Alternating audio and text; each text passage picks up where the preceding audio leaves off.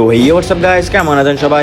আশা করি ভালো। নেক্সট আমাদের জন্য আরো একটা নতুন ভিডিও টাইটেল এবং থাম্বনেল দেখে অবশ্যই বুঝে গেছেন আজকের ভিডিও কি হতে চলেছে। ইয়াপ গাইস, আজকে আমি তোমাদেরকে কিছু এমন প্রশ্নের উত্তর দিব যেগুলো হচ্ছে এফএফডব্লিউএস, ডিকে প্লাস, টুবো 69 এরকম কিছু টপিক রিলেটেড কথা। মানে টুবো, অনেকে বলতেছে যে ডিকে প্লাস এটা নাকি টুবো 69। তো এগুলার অনেক প্রশ্ন কিন্তু তোমরা জেনে গেছো অলরেডি যে ডিকে প্লাস কিন্তু টুবো 69। এখন প্রশ্ন হচ্ছে ডিকে প্লাস মানে টুবো 69 ডিকেতে কেন খেললো আর বাংলাদেশ টপার টিমে কেন খেলেনি? এটার একটা বড় প্রশ্ন। তো এই প্রশ্নের আমি আজকে এ টু জেড সলিউশন দিতে যাচ্ছি তোমাদেরকে, অনেকগুলো প্রমাণ সহ। এতে রাত ভাই কিছু কথা ছিল এবং রাত ভাই কিছু কথা তুলে ধরতে পারে নাই, যেমন কেন খেললো এবং কেন নেয় নাই, এগুলো ভালোভাবে কিন্তু ক্লিয়ার করে দেয় নাই। যার কারণে তোমাদেরকে আজকে ফুললি ক্লিয়ার করে দিচ্ছি ডিকে প্লাস মানে টুবো 69 কেন টপ ওয়ান টিমে খেলা নেই। তো আর বেশি কথা না বলে আজকের ভিডিও শুরু করা যাক ছোট্ট একটা ইন্ট্রো দিয়ে।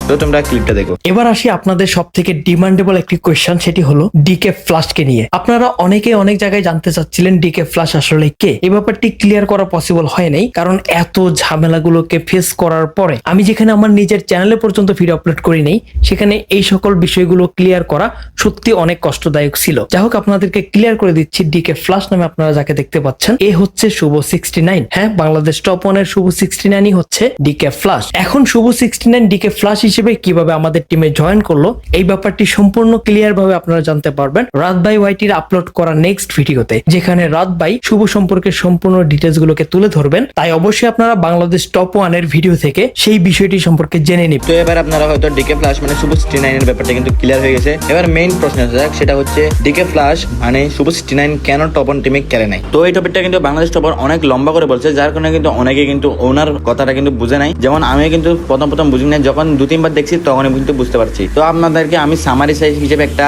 কথাটা বলে দিই, সেটা হচ্ছে টুবো 69 কেন বাংলাদেশ টপ ওয়ান খেলে নাই। টুবো 69 বাংলাদেশ টপ ওয়ান খেলে নাই কারণ টুবো 69 এর বয়স ছিল না। এখন আরেকটা প্রশ্ন হচ্ছে, টুবো 69 যদি বয়স না থাকে তাহলে ও ডিকে ফ্লাশ মানে ডিকে তে কিভাবে খেললো? তো ডিকে তে খেলার একটাই কারণ, সেটা হচ্ছে এগুলা গেমের মধ্যে অনেক সিন্ডিকেট হয়ে থাকে। তো এই সিন্ডিকেটের মধ্যে এটাই কিন্তু অন্যতম। তো এরকম অনেক টিম আছে যেগুলোতে কিন্তু প্লেয়ারকে এক্সচেঞ্জ করা হয়, মানে কি না জানিয়ে, যেটা কিন্তু একটা অন্যায়ের মধ্যে পড়ে, আর এর জন্য কিন্তু ডিসকোয়ালিফাই কিন্তু হতে পারে। আর বয়স না থাকলে তো ডিসকোয়ালিফাইটা কিন্তু ফুললি লেখা ছিল। ডিকেতে খেলছে, এটা কিন্তু একটা নাম, কিন্তু মানে কি টুবো 69 কোনো নাম কোনো কিন্তু কিছুই নাই। যদিও বা পাপলে কিন্তু সেমিফাইনালে কিন্তু কি ব্যাপারটা কিন্তু জেনে গেছে, কিন্তু যেহেতু ব্যাপারটা কিন্তু জানতে অনেক দেরি হয়েছে, যার কারণে কিন্তু ডিকে কে কিন্তু এত যাচাই করে নাই, যার কারণে টুবো 69 কিন্তু ওখানে ইজিলি খেলতে পারছে। যদি এটা টুবো 69 যদি বাংলাদেশ টপ ওয়ানে খেলতো, আর টুবো 69 তো মানে কি বয়স কম, সেটা কিন্তু পাবলিক সবাই জানে, যার কারণে কিন্তু 100% কিন্তু 100% কিন্তু যাচাই হতো। যার কারণে বাংলাদেশ টপ ওয়ান ডিসকোয়ালিফাই হওয়ার একটা কি চান্স ছিল,